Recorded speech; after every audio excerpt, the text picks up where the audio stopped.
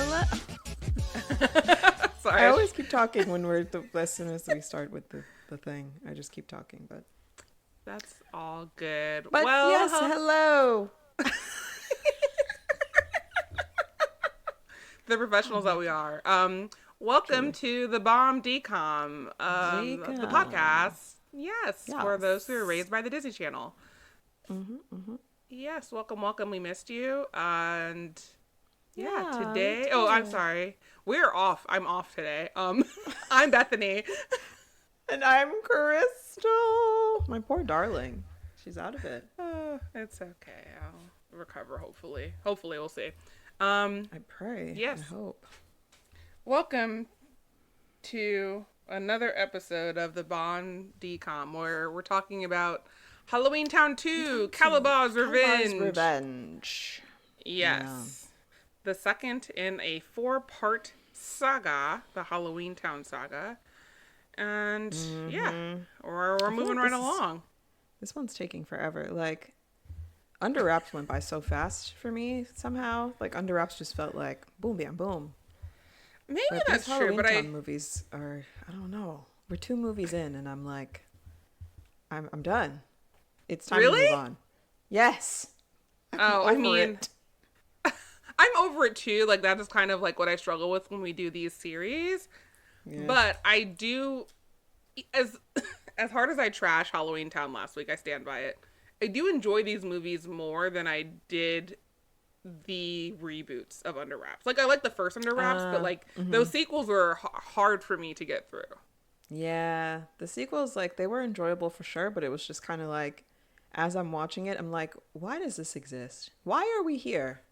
Like, we could have left this movie well alone, and like, we did not need this.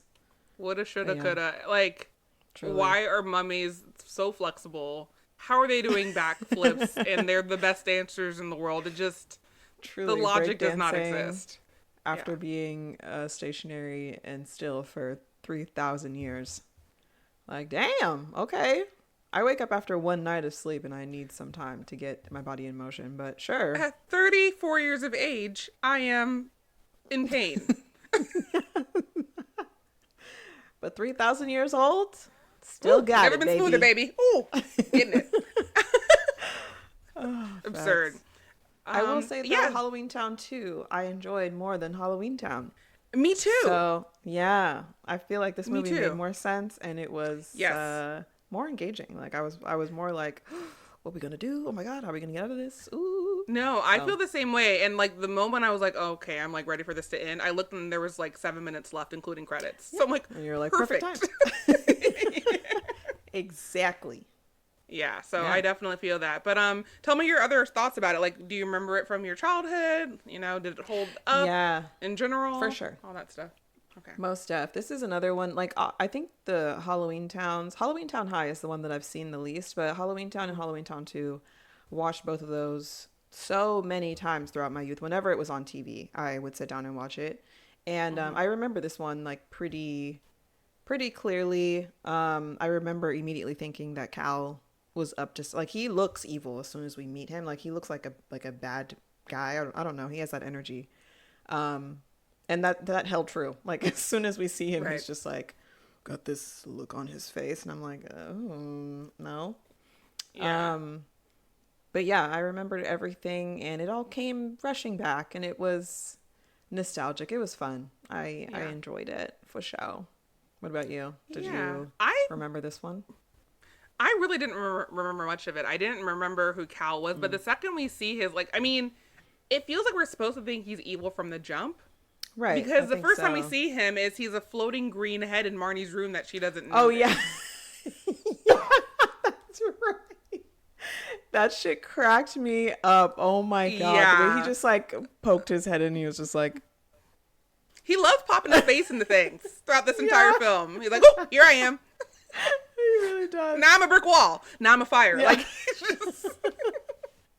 the most hilarious one was the brick one when he was covering the Halloweentown jack-o'-lantern. Like, He just looked so ridiculous in It the looked wall. terrible on him. Like, that was not a good look. And that was the Like, longest sequence of him in weird something, face. right? Yeah. And I'm like, dude, whatever makeup they put on your face, it's like caked on there. It's powdering. It's Ooh, bad. I'm knocking my mic over. It's like powdery on your face and crumbling off. Like, you look terrible. Yeah, that was not it. And I also feel like this actor looked to me like Skeet Ulrich, Who's who, that? spoiler So for familiar.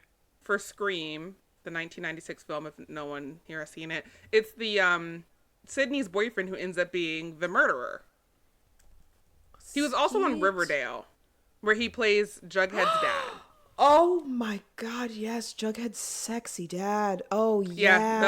The hottest member of the Riverdale cast, in my humble opinion. Absolute facts. That's how you know you're getting old. God. You're like, it's the parents now. It's not that. Yeah, the parents the are youngins. hot. Fuck these kids. Right? For real. Yeah, that's right. That's right. Oddly enough, from Scream, I really only remember Courtney Cox or Ket. Like she's the only character that comes to mind when I think of Scream. And Gail of course, is a powerhouse. What's her name? Sydney. Never Been Kissed. No, the Drew Barrymore. Yeah. Oh my god. Drew Barrymore. Yeah. So those are the only two names that come to mind. But yes. Oh my. So he was giving you his energy. Like you felt a little. I said they look alike in there. Oh, like I feel like they gotcha. looked alike to me, and that's I don't know if it was intentional, but to me that felt like they did that in a way to indicate that this guy might be evil. Because this movie would have come out 5 years after Scream? 2001. Yeah. Mm-hmm. So anyway, yeah, maybe they did. I don't know. I can't say for certain. But yeah, I really did not remember much of this film. Certain things got triggered, like his dad, Alex. Yeah. There's a certain, like, pretty much immediately I'm like, oh yeah, this guy. And I'll obviously get to his deal. But and I remember, of course, is his name Gort? Oh yeah. Everyone loves Gort. Yeah.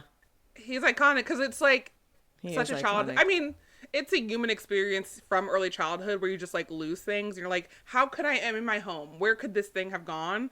And it's like, oh, it ends up in Gort's house. That's perfect logic. So it sticks with you. That's so wild too, because I recently saw a TikTok where there was a man who like vaguely resembles Gort, like the actor. And in my mind, I kind of like thought that. I was like, he looks so familiar. And then I scrolled through the comments and it's like, this man looks like he should be sorting socks in Halloweentown. And I'm like, oh my God. Oh my God, this reference. It was wild. I love that. I love when the internet really like sees exactly what you all share an experience. Truly. Yeah. I felt so seen. Mm-hmm. Oh my gosh. I feel that. Well, yeah, Gort is absolutely iconic. I love him. Love him so much. Yeah. Or his character. Yeah. I agree. But aside from that, I didn't really remember much. So, yeah, it was kind of a cool, newish experience. While Halloweentown, I remembered perfectly from childhood and also from having watched it, somewhat recently. So, Love yeah. that. And same with Halloween High and also that college stuff. I never even watched that movie. So those two will be pretty, like, a pretty new experience.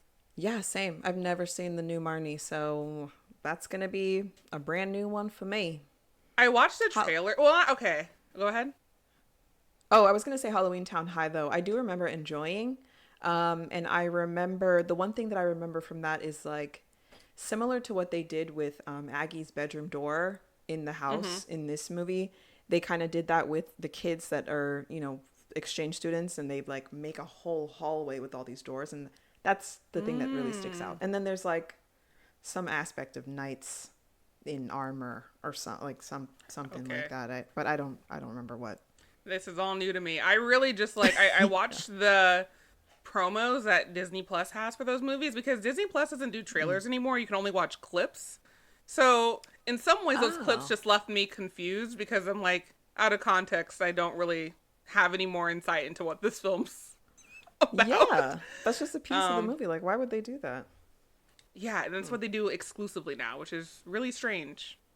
Because those movies had trailers they used to play on Disney Channel, so use those. For sure. When they'd be like, Disney Channel original movie premiere night, da da da da da. Yes, and they would be playing the trailer like all week. So yes. Oh my God, and they used to have that show. was like one of those like little mini shows between episodes of TV that you were watching. Because remember, Disney Channel didn't have commercials, and it was the movie Surfers, right? Was that what the movie Surfers? Oh my god, that sounds so familiar. Hold on, let me look that up. Yes. Yeah, it was like a mini TV series. Exactly. Yes. I feel like Christina Milian got her started in that. I don't know if that's true, but that is like what is in my memory. Because I remember like her being on that, and then seeing her years later in Love Don't Cost a Thing, and then she had that song like drop it low, pick it up slow, run it around, get back, roll, pop that thing. Exactly. And I'd be like, oh my god, she's grown up. Yeah, she really, absolutely. You're absolutely right. Christina Milian, she was on 18 episodes. Well, there were 18 episodes of Movie Surfers. Boom, bam, boom. Amazing. Yeah. Wow. Oh my word. They have it listed as news. That's so funny. I guess it was movie news. Yeah, it was true. like Kids E, but only for Disney. Yeah, like Disney specific movie news. Yeah. Oh my goodness. All right, so should we jump into this recap? Let's get it. Halloweentown 2. Calabar's Revenge. I hope you enjoyed that. So, I loved it, every second of it. I was hoping to get some Calabar-esque like laughter at the end. Even though he's not in this movie. Yeah. Yeah. I'll do that later when we get to the scene where Calabar Jr. or Cal, I guess. That's a nickname, right? Is his full name Calabar Jr.? I don't know. I don't know. We only know him as Cal, which I'm Calabar Jr. is someone's also, entire name. I mean, Calabar is Calabar's first name, correct? Yeah, that's what I think. That's my assumption, because Cal, you know? Yeah, but then it's like, is his name actually Calabar Jr.? Maybe it's Cal, middle initial A, last name Bar. Oh my god.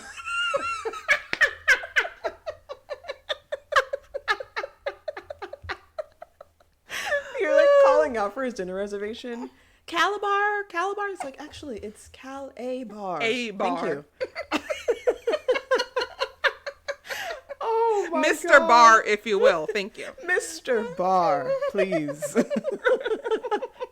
Oh, that's hilarious. Well, yeah, it's so weird to think about him being like Calabar Jr., Calabar the Second. Like, what the hell is Also, his since actual we name? find out that he was like somehow a secret, which I need more information on, because who's his mama? Where's she at? Did he grow up in Halloweentown, which it seems to be a very close-knit community? If so, how was he hidden all these years? Literally, how? How did you hide a son? How did you hide a whole child? I need a backstory. Samesies. And like, if my dad kept me a secret my whole life, I wouldn't be taking up his cause. No, fuck that man. Are you kidding me? For real. I'd be so scarred from that. Like, hell no. No, I'd be the opposite. I'd be like Team Cromwell's. Yeah, absolutely. I'd be on the Cromwell side. But then just like so angry at him and like so emotionally damaged from my father basically not claiming me for my entire life. Refusing to publicly acknowledge me, even though he is the mayor of where we grew up. Like, wow. Mayor of my hometown. Unbelievable. Anyway, he's a trash man. We've been new. I mean, he did it all to get back at Gwen, like, which obviously problematic trash man. Still so wild. And Gwen is not anything. I mean, she's a beautiful woman, but she is horrific in terms of her personality. So I simply don't understand. I'm like, what is she doing to these men? Like, girl. Magic twat, I guess. Okay, so she does know she is canonically magic, so. True. Yeah, she does be doing some magic things. Yeah, wow. yeah. She's got that magical punani. Okay.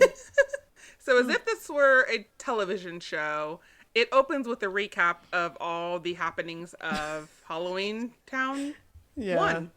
That was so strange. Halloweentown. Yeah, and it's weird because the logo of the movie shows while they're doing the recap, which feels like an exceptionally odd choice. But they're moving at a fast clip, so they had to get it up there. So we get the recap. I'm not doing it because you guys can listen to last week's episode. But we pick up, it's Halloween 2 years later from the events of the first film.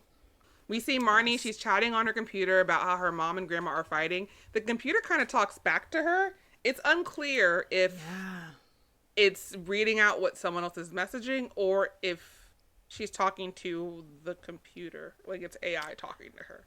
I think it's reading someone else's message because on her screen it said she's on a website called Ghoul Chat, and then there are 2 usernames. Hers is half and half, which I absolutely love. Like that's so clever. I mean, it's not really that clever, but it's just like cute.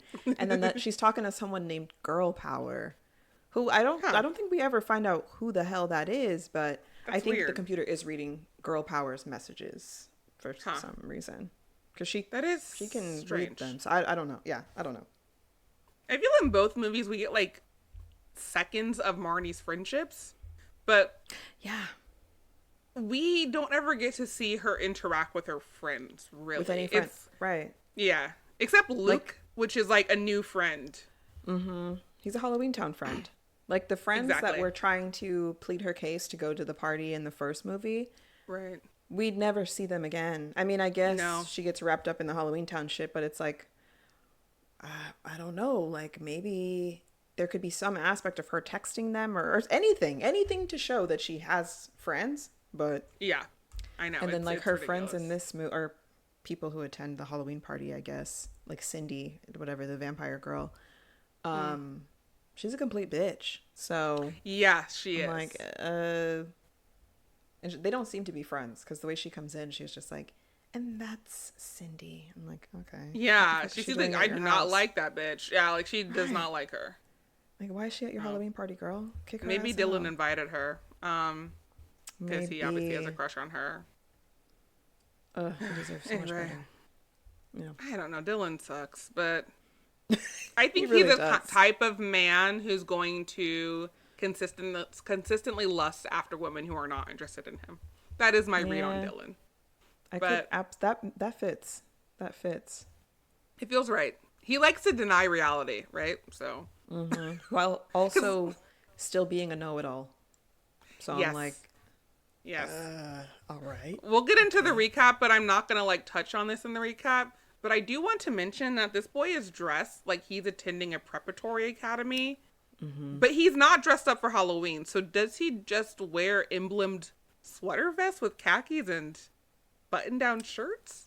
I couldn't tell you. Honestly, in my mind, I think he just wears a school uniform all the time, no matter what. But to public school, right? I get. Do they attend public school? We don't even know. I don't know. Maybe I'm Dylan attends the prep school. Oh, right, because he's going to the high school with the dance. Riverview High School. It is a normal high school. Yeah, I have no explanation for his outfit. I think he's just a weirdo. Yeah, he's just a weird kid. Yeah, that's my read in the situation. He needs all kinds of help. Truly, he got a lot taller. He looks the most different of the cast. Truly. He really grew up. Like puberty hit. Yeah. Yeah. Okay. So it's 2 years later. She's on the computer. She's talking to her online friend about how her mom and grandma are still fighting, even though the grandma lives there now. We then see that green face, which we already called out as Cal, pop up as a floating head, and every time she's like, "Whoa," and then it's nothing. Right, and she looks, and it's nothing. She's like looking around. There's nothing there, and then as soon as she's back on her computer, his face just like just pops out of the wall. Oh, he looks so ridiculous. Oh my god. He just loves like serving face. It's so ridiculous. So we then see that there's a Halloween party happening at her house. It's like the whole neighborhood. A lot of kids are there. We see Gwen and Aggie, and they're arguing, of course, because that's what they be doing. Aggie's insisting that they need to line up the next Cromwell witch to take over the family line, like to basically head their family. And she's like, it's got to be Marnie. And Sophie's like, or me, or me. The most and magical I'm like, bitch in here? Like, yeah. The most magical bitch in the biz. Truly. Sophie, it doesn't even have to try, and she's got that magic in her. Like, and it's casting still spells, going. doing things. Yeah, going strong. And they didn't make her less magical in this one, which I'm like, why are you doing this where I want it to be Sophie and it's consistently Marnie? And Marnie, like, she has to try really hard and figure shit out. She And tries I'm like, so hard. so Sophie's just got it. Boom, bam, boom. It's there. It's She effortless. seems like the natural selection for the next Cromwell, head of the witches, the head of the line. But Absolutely. No. Maybe it's just like an eldest girl like situation going on. Yeah, right. Which is not cool. But I had to say Marnie way more tolerable in this film. I did like her, and I couldn't stand her in the last one. Same. She was super annoying in the first movie. Yes. Yeah, much less annoying this time, but still annoying in some parts. So I think she's fairly mature because, like, one thing is basically, you know, Gwen's adamant about being a part of the human world, and Aggie's like, we need to, like, still maintain our relationship with Halloweentown. And Marnie's kind of being peacemaker, where she's like, I'm not trying to turn on you, Mom. I just have to think about my options. I have to figure it out. And so I really valued that she was kind of being the only level-headed, like, she was the grown-up. True. In that whole dynamic. She was like the mediator role for sure. Mm-hmm. And so yeah, I appreciate her growth. Showed some maturity in that respect. I'll give her that. Yeah, you're right. Yeah. Okay, so then we see other times though. So okay, you have to point them out because I didn't feel it, but I'm sure you'll bring it up and I'll be like, you know what, you're right. I will. I've got notes. Oh, I will. Okay. So we see Aggie and she's looking in her crystal ball into Halloweentown, where we first see Gort, our boy. The man who basically, it's explained that anything you've ever lost, like you put 2 socks into the dryer, one comes out, that second one, it's at Gort's house type situation. Yep. It's gone. Yes, this like really got me thinking though. It's like when things are lost, they actually aren't lost. They straight up just disappear from your reality. They're just gone. So you're never finding that shit again. Because she was like, that last little puzzle piece or the piece of jewelry you put down for just a second. And I'm like, bruh. So it just poofs. It's just gone. And I can't find it unless I go to Halloweentown to Gort's house. Like there's no chance of me. But you can't get to Halloweentown. It's gone forever I can't get you. Yeah. So I'm like, damn. It is kind of interesting, yeah, because in the logic of this film, it's kind of cute if you just think about it. Like, I could never find it. It must be at Gort's. But if you think about, like, it exists, like, behind my table in a corner, and it just at some point just stopped existing here and just like reappeared in Gort's house. Yep. Because I've definitely had those moments where I drop something and I'm like, that shit fell into another dimension. Like I can't reach that. I don't want to. I'm gonna forget about it. If I pull that couch away and that shit's not there, like what? I know. That's crazy. But I mean, I feel that. It is a reality because sometimes it do be like that. You're like, it does feel that way. That thing go? Where did that go? I lost my set of keys, my work keys, my car keys, my home keys at work almost like 7 years ago now, maybe even more. And I never found those keys. And I worked there for years. And like those, my God. They ended up at Gort's. Oh my God. Absolutely. They're gone. Because it's like, where would I put, they were like a set of keys. They weren't like something super tiny. Where would they have gone? That sounds like hella keys. Yeah. Yeah, I know. It's very weird. And I never replaced my main car key. I know. You lose all of your keys at once? Like, Jesus Lord. Yeah. Luckily, I was young and didn't care about that as much as I should have. If it happened to me now, I'd probably be a lot more upset. Yeah. But Gort's got him, so. Gort's got him. Got to go to Halloweentown and get him. So we see that. And then Sophie asks Aggie, why aren't you going back? Because it's Halloween. That's the day that the portal opens. And Aggie's like, oh, after being away, this long, it just kind of hurts to go back for only a few hours. So I'd rather just not do that. Which is very sad. My heart. Yeah. Yeah. Which I'm like, we were saying this at the last episode. Like, why did she move to the human world? She doesn't want to be there. Why on earth would you move there? Live in Halloweentown where things are so much more vibrant and fun and time apparently goes a lot slower there. Or, the time confuses me. Same, honestly. I'm not really sure. Because she says like 1 hour in the human world could be like a few days or a few weeks in Halloweentown. So I don't know. But yeah, and they later mentioned that like 1 year would feel like a century. It's like centuries, yeah. And I'm like, so that made me think like, okay, when Calabar was like, oh, Aggie's lived up there for 200 years. 200 years. Mm-hmm. Is that like 2 human years? I don't understand. No, that can't be right. It can't be. It can't be, because also that would mean that the mom would have out-aged, like Gwen would have out-aged Aggie. They just didn't think it through. It doesn't make sense. I'm not even going there. Whatever, it's done. Absolutely no sense. Like, my brain is tying itself into a not trying to make that make sense. Yeah, and it can't. It's like the math lady meme. Literally doing calculations for the rest of time. Doesn't make sense. So we find out that basically Marnie will eventually have to choose if she wants to be a part of, if she wants to lead the Cromwell line, she'll have to be in Halloweentown permanently, or she'll have to stay in the human world, but eventually she will have to make a long-term decision. She can't have both forever. And through the crystal ball, we also see that Luke is there, and he is turning out to be a fine young goblin. And I have to agree. We find out he's a goblin. I'm gonna say, did they tell that? I don't think so. I feel the same. Okay, yeah. But he is a fine young goblin. As far as goblins go, you know, he's a cool dude. Yeah, cool goblin dude. Yes. So Sophie and Aggie are doing that, and Sophie, as I said, the most magical bitch in the biz, senses that something is wrong, something is amiss. She is the first person in this witchy ass family to feel that something is off. Marnie looks this evil man in the dead of his eyeballs and doesn't feel it. Holds his hand, gives him a tour of the house, and still none the wiser. But Sophie, as soon as his evil ass showed up, crossed the threshold, floors away. She was like upstairs wasn't even around him, and she felt it. Yeah, Marnie was literally right in front of him, and she didn't pick up on a thing. So Sophie for president, honestly. Facts. I'm saying. All right. She's got my vote. And then we see floaty head boy Cal. He arrives at the party with his dad, Alex, and he is laying it on thick. He's laying his game down tight for Marnie. He's in it to win it. Alex mentions that his favorite color is lime green, and in that moment I was like, oh, right. Yeah. The frog man. We'll get there. Yeah. Wait, why? What were those things that he brought? Was it ice cream? Some kind of lime ice cream or something? Ice cream or punch or something. I honestly don't know. It was like tubs of something.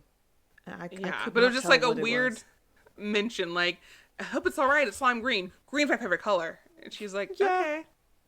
He even gives Gwen a compliment later. He's like, you have the most beautiful green eyes. Da, da, da. And like, they're like her eyes are blue. Yeah, like lily pads.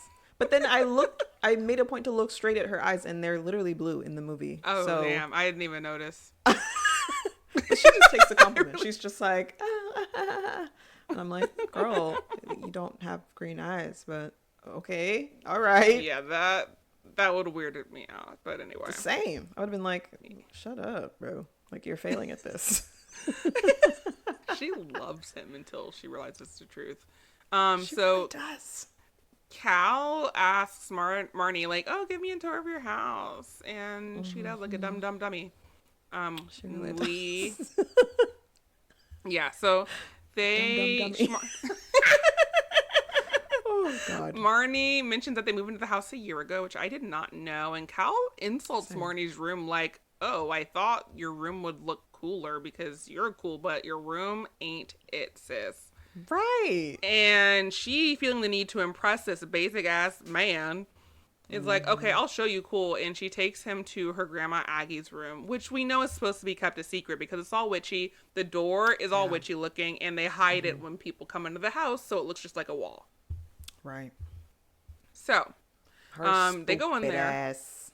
For real, ruined everything. They are not hard enough on her about this at all. Anyway. Right? Yeah, they just let it go. Just being like, everyone makes mistakes. Let's figure this out. Blah, blah. I'm like, someone give this girl a stern talking to. Like, what the hell? I know. That's how grandparents be, though. They're the best people in the world. That's true. But yeah. They're so forgiving. Yeah. They really are. They love you so much. Truly. But Cal mentions, like, oh, you know, and warlocks and stuff. And Marnie's like, oh, so you know about this stuff. And I'm like, knowing what a warlock is common knowledge. This man is in high school. He's not a baby. Truly, so normcore. Like, oh, you've been doing your reading too. Yeah, and I'm like, he's probably just watched a movie, like a supernatural movie. That's it. Like, okay. He just lives in the world, but okay.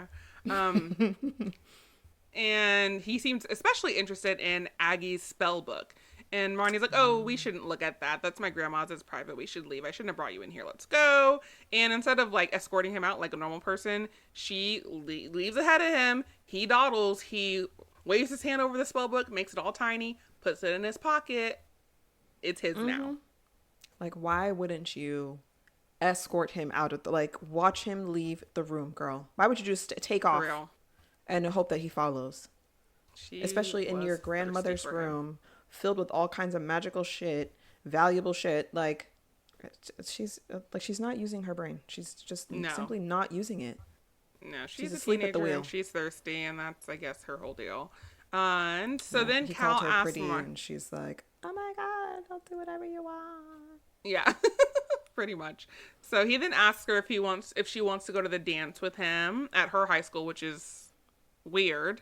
Yeah, but okay. I was like, I'm not enrolled yet, but maybe I can crash the dance. She's like, oh, well, if you go with someone who is enrolled, I guess you could come in. And So then we see Sophie and Aggie, and they arrive in that room just as Cal is leaving and exits to the bus stop. When he gets to the bus stop, he recites a spell. We don't see what he's doing, but we see him like doing like magic stuff. Yeah. So, nothing good. That's what we know. Oh, but he gave, before he left, also the Halloween party, he gave Marnie a rose, which was like... Yes, sorry, he did give her a rose.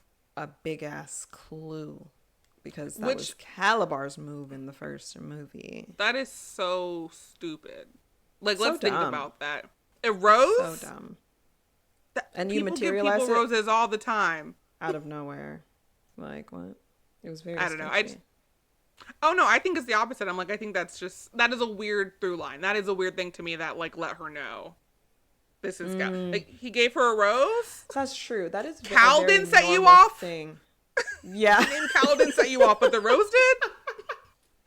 That is so true. Like, getting a rose from, like, a boy who likes you or whatever is so very normal, so run-of-the-mill. But I feel like, coupled with his name being Cal... And the fact that he just randomly had it, because he didn't have a rose. I mean, maybe he had it in his jacket pocket on the inside the whole night and planned to give it to her. Right. I don't know. But it came out of nowhere. And then he kind of like handed it to her very slowly and deliberately, just like Calabar did. And I'm just like, I mean, sure. As moviegoers, film to film, I understand that. But like, think about a life lived. Like, would that have stuck out in your brain so much? Like, someone gave your mom a rose, someone gives you a rose. Oh my God, it must be his evil son. Like, must be his evil son back for revenge. No, absolutely not.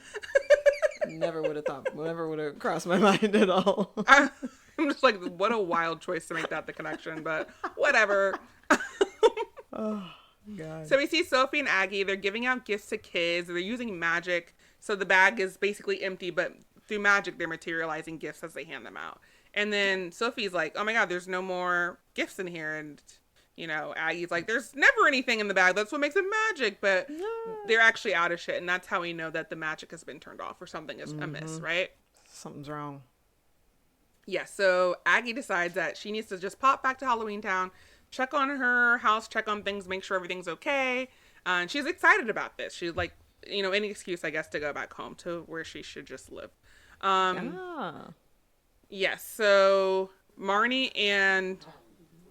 Sorry, my dogs are fighting. They're playing. I don't know if you hear them. They're being very cute. So Marnie and Aggie decide to go back, and Gwen's like, but not Sophie. Sophie's staying with me. And I'm just like, Sophie's getting shafted left and right. Like, this poor girl. I know. She deserves so much better. Like, you should be the head of the Cromwell line. You should be going back to Halloweentown to see what's going on and hopefully fight whatever bad thing there might be this time. But no, you're having to take a next step next to Marnie's dumbass. You have to stay home with your mom while they go traipsing around Halloweentown. For real. Like, gotta babysit Dylan's dumbass. I know. Right. Poor little magical baby. But one thing I did mean to mention earlier is, like, yes, it's weird that Aggie moved to the mortal world. But if she didn't go, it seems like Marnie would not have been trained as a witch, because in Halloweentown 1, Gwen is like, I'm going to take over training. But she is still back on her magic sucks bullshit now. Yeah, that's true. It seems like as soon as they got home from the beginning of this movie that she would have just been like, just kidding. I'm not teaching you jack shit. And Gotcha. right. And now you won't be able to see your grandmother for a whole year, so you can't say shit about it. Go to your room. Like, that's what I feel like she would do. So, yeah. I guess very like, she weird. moved specifically to train Marnie and Sophie or something. I mean, it's a good thing she did because they did need to get trained, but it's weird because Gwen did say she was going to do it, but she's still super anti, not as anti, but she's like not wanting to participate, not a part of it. So it's very strange. Like, she managed to throw this or have this little Halloween party at her house, but she still does not want them to. She's like, you're in the human world and I want to teach you what I know too. And I'm like, right. Oh, okay, do it. You can. I know. You know? I know. Like, and I'm like, you live in the exist. human world. Most things she does are of the human world. Like, she lived only in the human world for 13 years. Like, what are you talking about? Literally. And now she's just getting a little bit witchy. Like, let her get that. I know. Like, that doesn't I know. just She erase... wanted it so badly. Yeah. And I don't really like... She said that Marnie's dad taught her that if like, I don't know, if things like come really easily to you, then they mean nothing or something like that. Yeah, like shit. wishing for things and just getting them, like, basically makes them valueless. Right. And I'm like, that's such bullshit, bro. Like, I mean, I guess if you did that with literally everything, but you have to work at magic too. It's not like I just wish to be taller and I'm taller now. Like, and boom, bam, boom. Right. The plot of these movies prove to us that magic is also takes work. That's why she needs to be trained. Skill. Exactly. And I just feel like the things that she is using her magic for are generally like, you know, upkeep, like hiding Aggie's door, or she said she cheated on an algebra test one time, which honestly, no blame there, girl. Like, fuck algebra. Yeah. So yeah, absolutely. But you know, it's just like normal little shit. It's not like she's out here manifesting $5 million or like doing crazy shit, you know, which is probably what I would do if I could. Oh, hell yeah. Yeah. God, so fast. That'd be the first spell I learned. The money making spell, whatever that is. Yeah, absolutely. But this brings me back to Gwen being a fundamentalist because I think super religious people love to abstain. They love to suffer. They love to make life hard, and they love to negate fun. That's true. I think that theory sticks. Like, that seems to be the most plausible, honestly. I think so. But anyway, she's back on her bullshit, which is disappointing because she seemed like she had growth. And one of my, like, top annoying things is a character growing, and then you come back for a second season, a second movie, whatever it is, and they've just reverted to who they were. Like, their arc didn't happen at all. Like, it's all undone. Back to the beginning. Yeah. Exactly, and that's kind of her thing. But, you know, she has no arc in this film, except she falls in love with a frog, so I guess it doesn't matter how she'll be in 3. That's true. So Aggie's like, okay, we have to go to Halloweentown, but I'm going to give you these headphones so we can communicate. And Dylan's like, you mean cell phone? And it's weird because headphones do exist, but anyway. Yeah. Headphones are a thing. And so she pulled out, of course, these little, like, shrunken heads. And like a blue one and a red one, and they use them throughout the film to communicate with each other from Halloweentown to the human world. I think they're so cute. Like, that'd be such a cute walkie-talkie design. Like, yeah, I love it. And I like how their mouths move. Yeah, so adorable. It's very cute. So they go out and they're like, there isn't a bus stop here. What's going on? And they just decide, okay, we'll have to conjure our own portal, which is like, what? Didn't know that was a thing. Had no clue we could do that. And why would you ever take a bus when you can conjure your own portal? Girl, I literally don't know. I would do the portal every time. Like, why would I do anything else? But it's so strange, too, because the portal takes them to the middle of Halloweentown. And I would hope that my portal could take me anywhere in Halloweentown. Take me to my house. Like, I just want to go to my front door. That's it. Yeah. I don't know. The rules of Merlin, I guess, or whatever they say. I guess so, but whether they're taking me to the same place, stepping through a portal, like literally taking a step and being where I need to be, versus taking a bus ride. Well, I'm so confused by it. And they don't I wish they just gave us a reason why this wouldn't be an option all the time or as Right. convenient. Yeah. I But literally they have no clue. don't. So anyway, Alex is flirting with Gwen back in the human world. Alex is the dad of Cal, if you recall, and this is where we get the lily pad line about her blue eyes, even though he calls them green. Yeah. And he weirdly asks her, "Hey, do you want to go to this high school dance together?"